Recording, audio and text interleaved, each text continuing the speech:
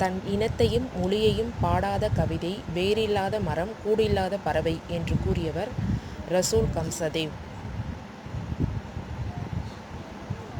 தமிழின் முதல் இலக்கண நூல் தொல்காப்பியம்.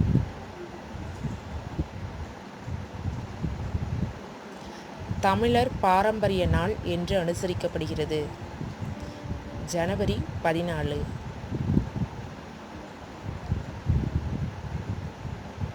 வம்ச விருத்தி எனும் சிறுகதை தொகுப்பின் ஆசிரியர் யார்? முத்துலிங்கம். தல புராணங்கள் பாடுவதில் சிறந்தவர் மீனாட்சி சுந்தரனார். இந்த வீடியோ உங்களுக்கு பிடிச்சிருந்ததுன்னா லைக் பண்ணுங்கள், ஷேர் பண்ணுங்கள், சப்ஸ்கிரைப் பண்ணுங்கள். தேங்க்யூ.